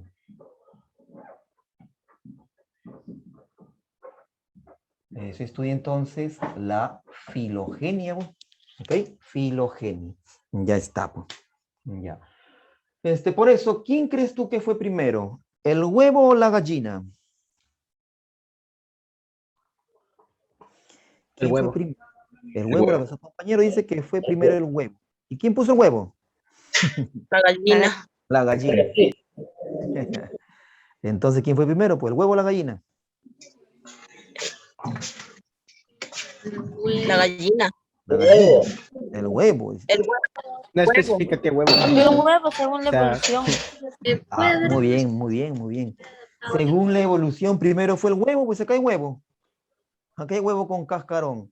Recién aparecieron las aves. ¿Quién puso el huevo? Un reptil, pues, que evolucionó después en un ave. ¿Ya? Entonces, primero fue el huevo, según la evolución, como dice su compañera. Como una selección natural. ¿Ya? La selección natural permite eso, la evolución, pues. La evolución. La selección natural permite eso. La ley del más fuerte. ¿Quién evoluciona? El más fuerte. ¿Y quién es el más fuerte? El que mejor se adapta. A eso le llaman selección natural. La naturaleza selecciona quién debe sobrevivir y evolucionar. A ver, última ciencia, biogénica o biogenésica. Ya, 4.3. La genética. Genética. A ver, ¿qué estudia la genética? A ver, dos personas con cabello rizado tienen un hijo lacio, ¿ya? Y ese niño en su sangre tendrá genes del cabello rizado o no? Sí, Sí, también. profesor. Sí, Sí, ¿verdad? profesor. Ya. Sí tiene. Ya, supongamos pues entonces que su compañera, ¿a quién ponemos? A ver. Ya que Selene, pues, sea lacia, y sus padres de Selene son rizados, ya. Y su compañero, ¿a quién ponemos Selene? Joel, pues ya listo. Selene es lacia, ya. Pero los padres de Selene son rizados. Y su compañero Joel también es lacio. Y los padres de Joel también son rizados. O sea, los cuatro suegros, los suegros de Joel y los suegros de Selena, son rizados. Pero los hijos, Selena y Joel, son lacios. Ellos tienen un hijo. ¿Quién? Selene y Joel. Y su hijo nació rizado. ¿Eso se puede o no se puede? Sí se puede, profesor. Sí se puede porque pueden ser sus abuelos de cabello rizado. Claro, aquí están los abuelos, ¿no? El abuelo, o el papá de Selene es rizado, la mamá de Selene es rizada, el papá de Joel es rizado, la mamá de Joel es rizada, pero ellos son lacios. Selene es lacia y Joel es lacio, y su hijo nació rizado. Sí se puede, ¿no? Sí. Sí, ¿verdad? Profesor, ¿y no tiene posibilidad que también L- salga lacia por los l- papás? Listo. Vamos a ver. Entonces, Joel, ¿tú aceptarías ese caso? ¿No es tu hijo o no es tu hijo? No sé, profe, yo soy trinchudo. Lacio, pues, lacio es trinchudo, pues. Lacio es trinchudo. Solamente existe lacio o rizado. Eso de trinchudo sigue siendo lacio. ¿Ya? Puede tener el pelo recio por su parte de los abuelos. Por acá están los abuelos rizados, Rizados dominantes. ¿no? Bueno, Ya. O sea, sí, Joel dice que no sabe, dice, ¿no? O sea, Selene, eso no es el hijo de Joel. Sería. Ya. Ujú. Ese es mi caso, dice Ronaldo. Ah, ya, Ronaldo, ¿qué? O sea, tus abuelos son rizados, tu papá son lacios y tú eres rizado. ¿Así? Qué bueno, Ronaldo. O es que tú tienes un hijo rizado, tú siendo lacio. ¿Qué caso tienes tú, Ronaldo Tataje? Ujú. ¿Qué caso tienes? ¿Tú tienes un hijo rizado o tú tienes los abuelos rizados y tú eres lacio? Ay, no, no soy rizado. Mis padres son, ya. Tú eres rizado entonces, ¿no? Y tus padres son lacios. Ah, ya, listo. Pues. Muy bien, hijo, muy bien. Hay otro muchacho que también dice que es lo mismo. Ya, pues. Cuando dos lacios se juntan, no puede nacer niño rizado. Imposible genéticamente que nazca un niño rizado. Imposible. Así los abuelos, bisabuelos, tatarabuelos hayan sido rizados. Dos lacios se juntan. Sus hijos solamente deben salir lacios. Cuando dos lacios se juntan, ¿ya? Según las leyes de Mendel. Cuando dos lacios se juntan, pueden salir lacio. En cambio, cuando dos rizados se juntan, como aquí hemos visto, sí pueden tener hijos lacios, ¿ya? Entonces, Profesor. no va a ser el hijo de Joel. Selene, pues, entonces, pues, decepción. obvio, pues, Selene, ¿quién será el padre de ese niño? Bueno, pero de Joel no es. Su compañero dice que es su caso. Bueno, hijo, entonces fíjate bien tu cabello, porque de repente no eres rizado, ¿ah? Hay personas que creen que son rizadas. Hija, dime. Profesor, y si en caso la mamá es lacia y el papá es rizado, Ahí sí, pues ¿Cómo? ahí sí puede Ya. ser rizado o lacio. Rizado o lacio. Ahí sí, cualquiera de los dos. Cualquiera de los dos. Ya. Ya, muy bien. Entonces, profe, soy adoptado entonces. Yo tengo Dice. la mitad de mi cabello lacio, la mitad de mi cabello rizado. Bueno, hijo, padre es el que cría. Vamos a ver. Entonces, aquí, veamos. Ujú. Veamos acá, vamos a ver. Ya. A ver, pues. Las personas muchas veces creen, profe, sí sale, dicen, no sale, hijo, ¿cómo dos lacios van a salir rizados? Sí, profe, mi sobrinito, mi hermano, así, hijo, sí. Sí, profe, yo también. No, hijo. Para ver si el cabello es rizado, se tiene que ver desde la raíz. Si desde la raíz es rizado, ahí sí, tu pelo es rizado. Porque hay personas que tienen unos 2, 3, 4, 5 centímetros lacios y el resto del pelo está todo ondulado. Él no es rizado. Él no es rizado. ¿Ya? Por eso que también a veces escucho, profe, ¿qué? Mi sobrinito nació rizadito, crespito, profe. Y después, cuando le cortaron el cabello, se lo malograron, lo pusieron lacio. ¿Que es hija? Sí, profe. No, hija. Tu sobrino nunca fue rizado. Nunca fue rizado. ¿Ya? Solo que él parecía rizado porque todavía estaba niñito y cuando uno es niño el cabello es muy sano. Y cuando el cabello es muy sano, cuando llegan unos centímetros, el cabello sano puede tomar esa textura casi ondulada. Pero para que sea rizado, ya sabes, tiene que ser desde la raíz. Desde la raíz. ¿Ya? Yo, por ejemplo, también soy lacio, pero cuando me dejo crecer un poco el cabello, mi cabello tiende a ondularse, pero si me pongo así, siempre va a ser lacio, lacio, lacio. O sea, yo no soy rizado, solo que mi cabello es sano, por eso es que es todo negrito, ¿no? No tengo nada de calvicie tampoco, ¿ya? Y por eso que tiende a veces a ondularse un poco, pero yo soy lacio, ¿ya? Yo soy lacio. Listo.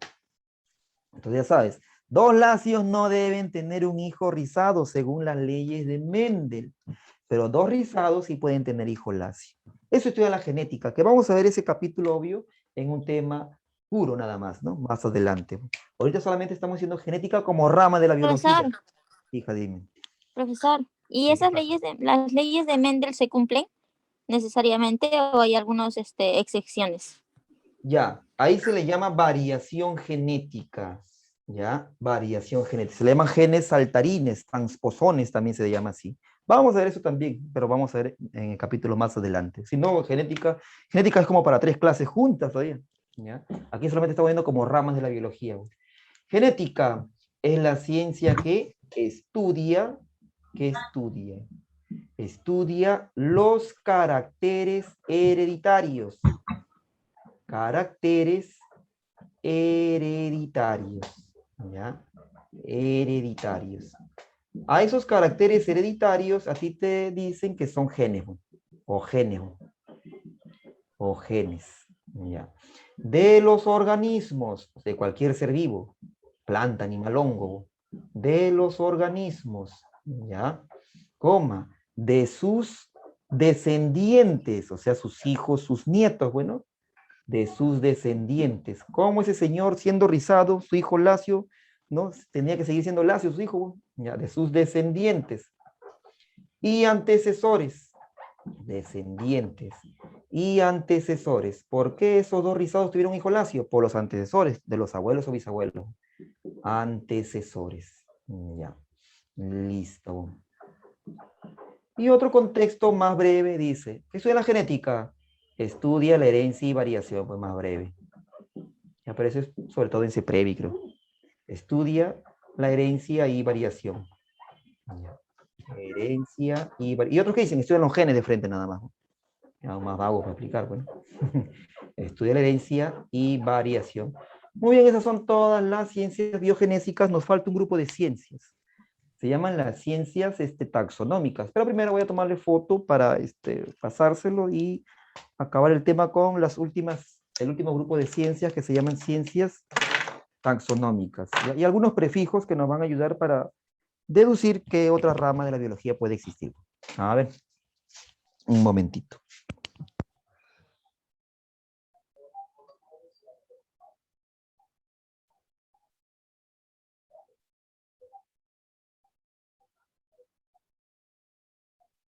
Profesor, disculpa, ¿de eso de ahí lo va a pasar en el grupo?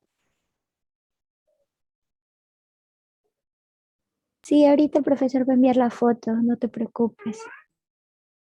Ya, gracias.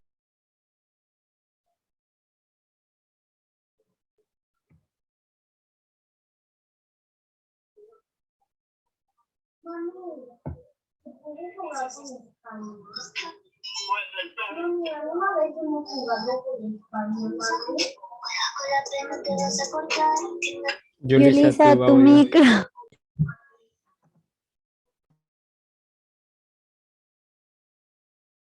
Chicos, por favor, tengan cuidado con su micrófono.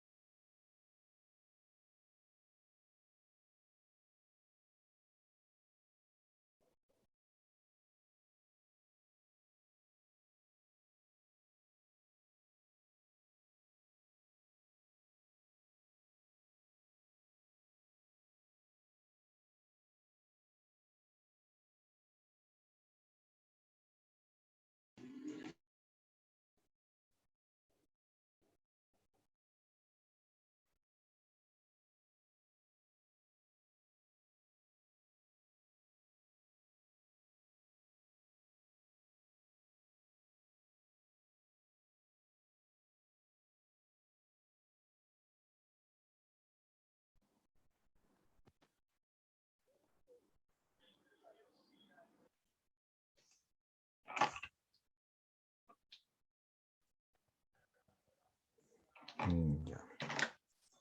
Bueno, entonces el último grupo de ciencias, ¿saben? Ujú.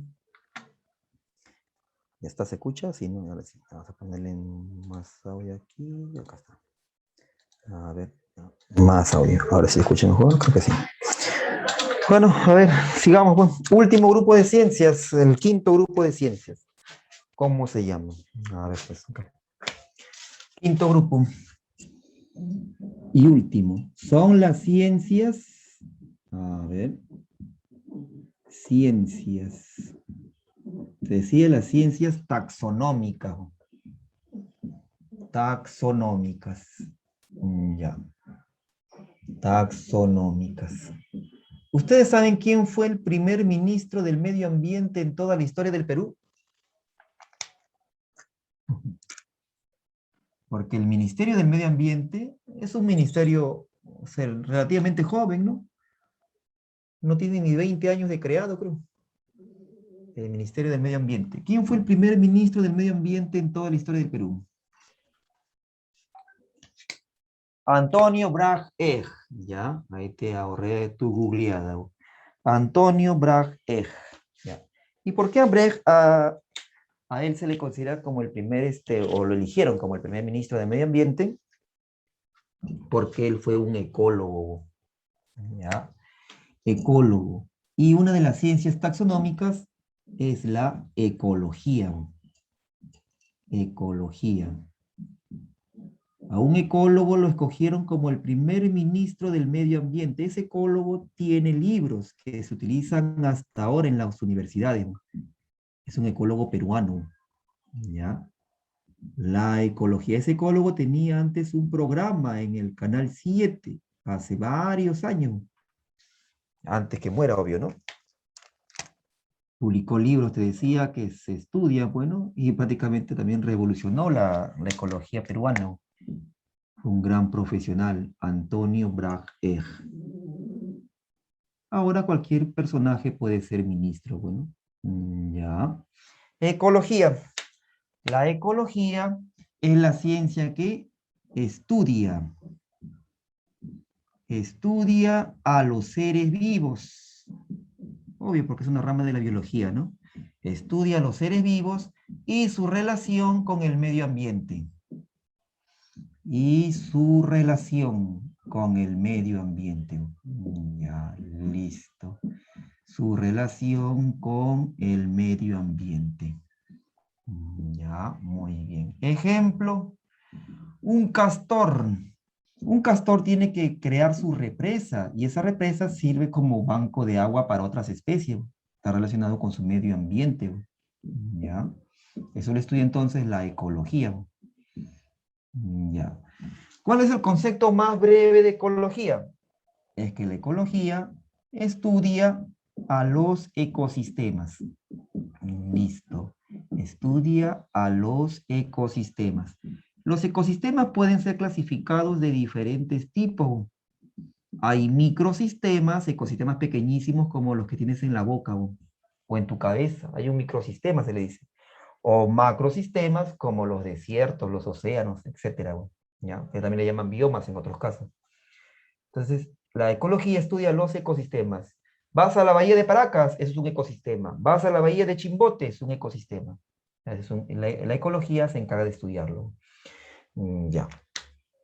Pero también vamos a llevar un capítulo de ecología pura más adelante. Ahorita estamos como rama de la biología nada más. Siguiente rama de la biología. Son ciencias taxonómicas. La principal ciencia taxonómica debe ser la taxonomía. ¿Cuál es el género biológico del hombre? XY. XY, dice. Esos son los cromosomas, ¿no? Los cromosomas sexuales. ¿Cuál es el género de la mujer?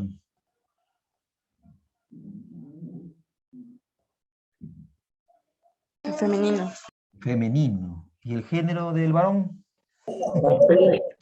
Masculino. Ah, ya. O sea, y si te digo, ¿cuál es el género biológico de la mujer? ¿También es femenino? ¿O no? Y el género biológico de un varón es masculino, ¿no? Ya. Pues no, pues esas cosas son para el lenguaje. En lenguaje te enseñan género y número, chicos. Número singular, número plural.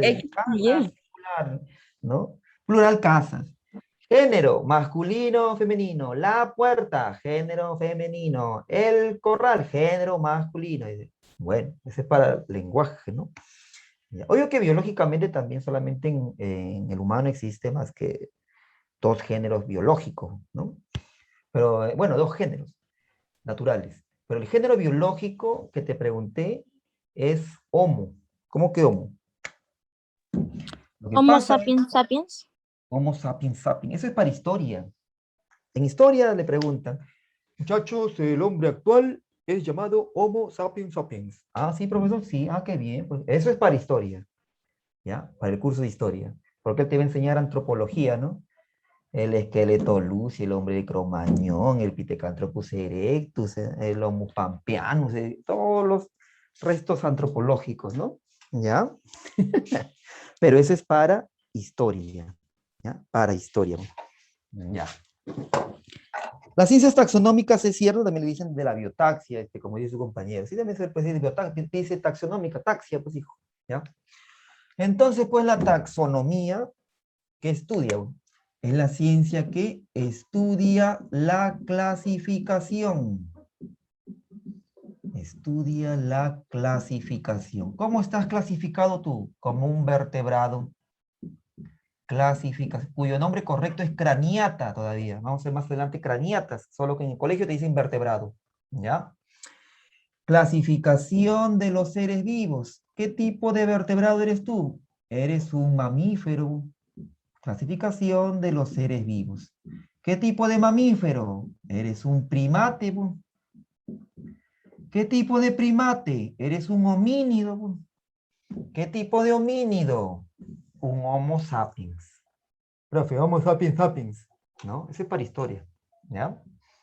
Pues vamos a ver por qué.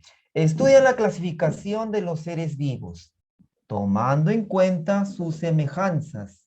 ¿Por qué eres mamífero como una vaca? ¿Mm? ¿Por qué Por eres las mamífero? mamás. Por las mamas.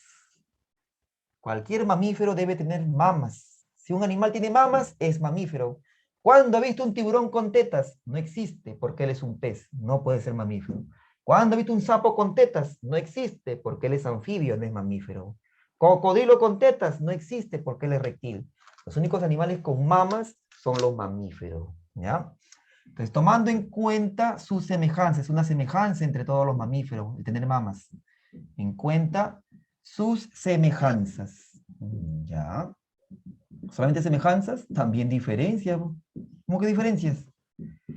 ¿Por qué tú no eres un canino? ¿O un can? Profesor, Sí, ¿qué pasa? ¿la ballena tiene tetas? Claro, todo mamífero tiene mamas. La ballena, el delfín, la orca, todos tienen mamas. Cualquier mamífero debe tener mamas. Por eso que la ballena no es un pez, es un mamífero, porque tiene mamas. ¿Ya?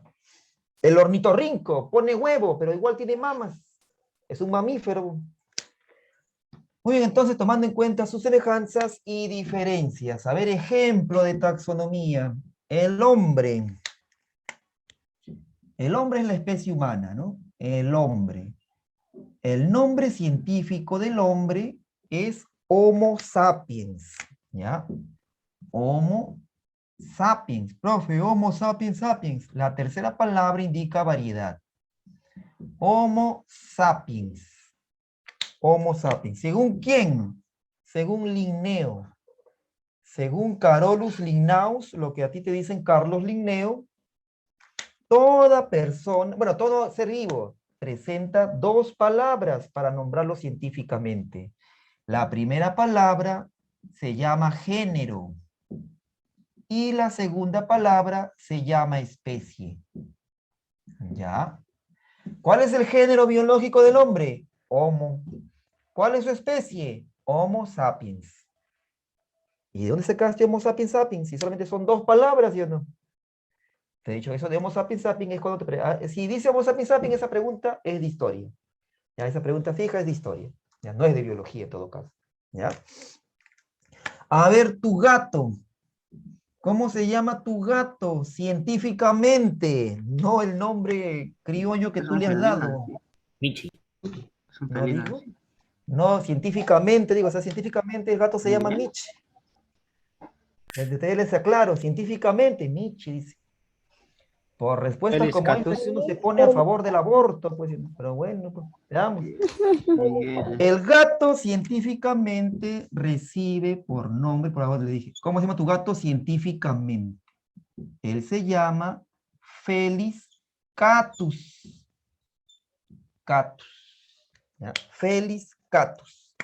¿Qué cosa es Felis? El género, porque te he dicho, la primera palabra de todo nombre científico es el género. Y la segunda palabra es la especie.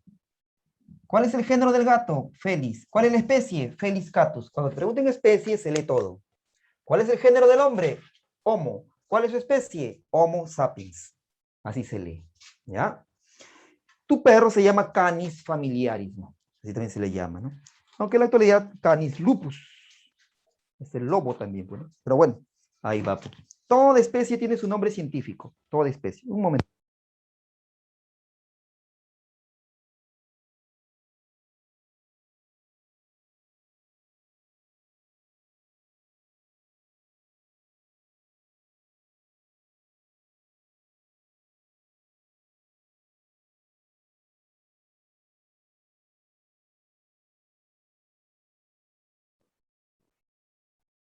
Felino. Felinidae se dice a la familia. Toda familia, eso lo vamos a ver en taxonomía, ¿ya? Las llamadas categorías taxonómicas de Carlos Linneo o Carolus Linnaeus. Bueno, siguiente ciencia taxonómica, pues aparte de la ecología y taxonomía. También está, por ejemplo, aquí 5.3, ya. Paleontología. ¿Qué es esto? Paleontología. Ica es una de las ciudades donde, entre Ica y Arequipa, ¿ya? Entre Ica y Arequipa hay unos puntos en los cuales se encuentran varios restos paleontológicos. Ahí puedes encontrar, por ejemplo, dientes de tiburón, ballenas fosilizadas, ¿ya? Y los mejores expertos en estudiarlos son los paleontólogos, no los arqueólogos. Los paleontólogos. Los paleontólogos son los mejores expertos para eso. Profe, ¿por qué no un arqueólogo? Arqueología es la rama de la historia. Paleontología es una rama de la biología. ¿Ya? La paleontología solamente estudia restos fósiles, nada más. Y un fósil es un ser vivo que ha quedado petrificado a lo largo del tiempo.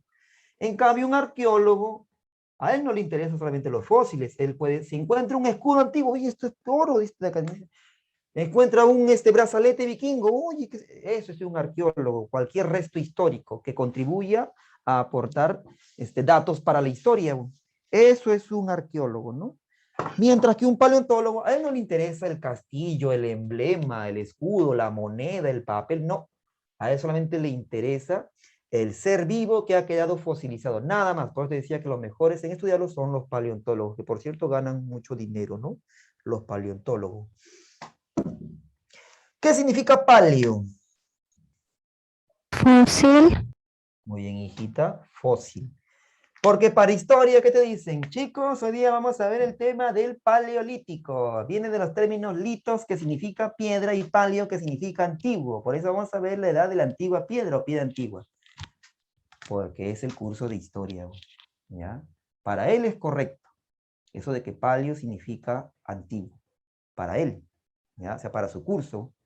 Pero en biología, paleo no solamente significa antiguo.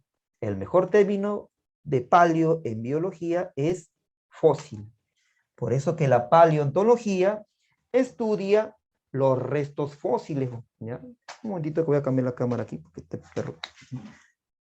La paleontología, sabes, estudia los restos fósiles, ¿ok?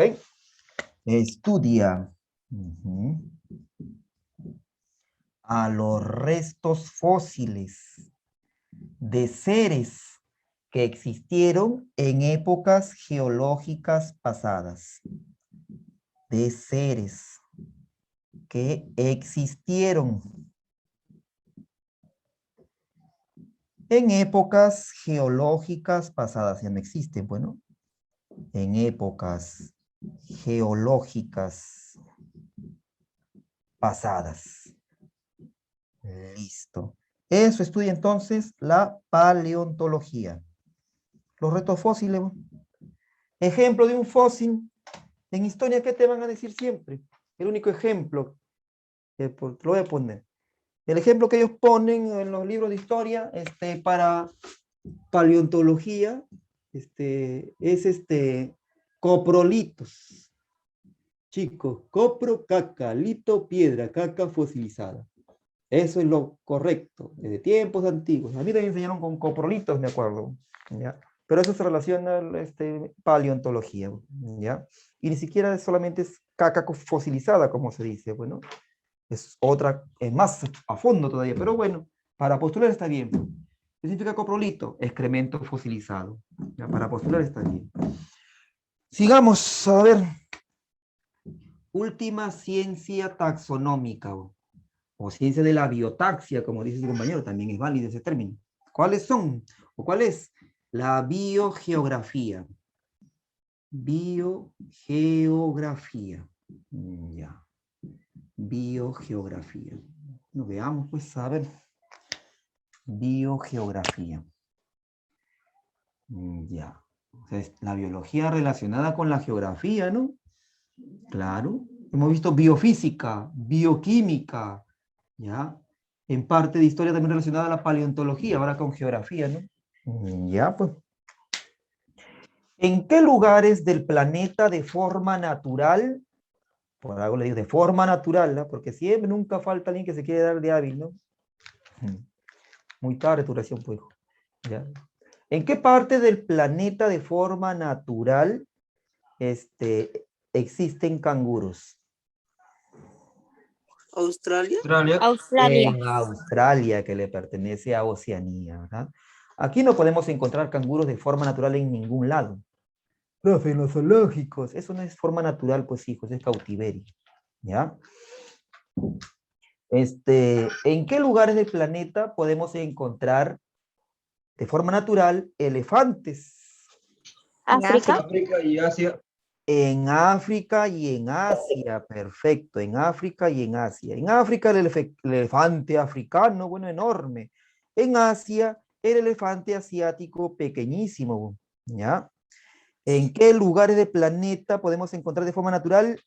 En Llama. cóndor. En la cordillera, en los Andes. En los En Andes. la cordillera de Cordillera de los los Andes. Andes. Cordillera de los Andes. Y ustedes saben por geografía, porque geografía, por conocimiento básico de geografía, ¿qué cordillera, qué países de Sudamérica tienen cordillera? Perú, Bolivia, Colombia, Una parte de Venezuela. Perú, Venezuela Bolivia. también. Son 7. Chile, Argentina, Bolivia, Perú, Colombia, Ecuador, ¿ya? Ellos tienen cordillera bien notoria, ¿no? Recorrida, incluso No más se sé, reproducen los cóndor todavía. Brasil no tiene cordillera, güey. Entonces, Chile, Bolivia, Argentina, Perú, Ecuador, Colombia. Y en Venezuela hay un lugar en la cual un rastro de cordillera hay, un rastro, una asomada de cordillera. Por eso es que la Venezuela dice en el país llano, porque supuestamente no hay cordillera, pero sí existe un rastro de cordillera, un pequeño rastro. Y en ese pequeño rastro de cordillera también habitaba cóndor, porque cóndor también fue reportado en Venezuela hace varios años. ¿Por qué? Porque hace cerca de 10 años el cóndor fue declarado extinto en Venezuela. ¿Ya? Hasta el cóndor se fue, pues, ¿no? Ya no tampoco, ya no hay cóndor en Venezuela. ¿Quién va a aguantar un gobierno socialista, no? Entonces, la biogeografía... Estaba muriendo de hambre. Eso, pues, claro, pues.